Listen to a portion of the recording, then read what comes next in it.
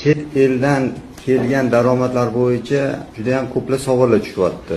Bizga banklardan berilgan ma'lumotlar asosida o'rganganimizda soliq deklaratsiyasi taqdim etmagan bo'lib turgan holatlarni biz analiz qilib dasturga yuklaganimizga avtomatik ravishda o'sha 1-apreldan keyin 10 kun ichida soliq xodimlarini vakolati bor o'zlari deklaratsiya taqdim etishga, o'zlari hisoblashga. Chet eldan olingan daromadlar bo'yicha avtomatik ravishda bizning ma'lumotlar bazasida soliqlar hisoblangan.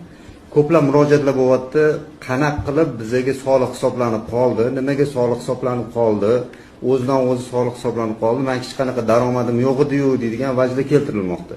Lekin biza mana sani bankdagi valyuta hisob raqamingga shuncha valyutada pul mablag'lari kelibdi, asoslantirilgan ko'rsatkichlarni ko'rsatib ularga aytyapmiz.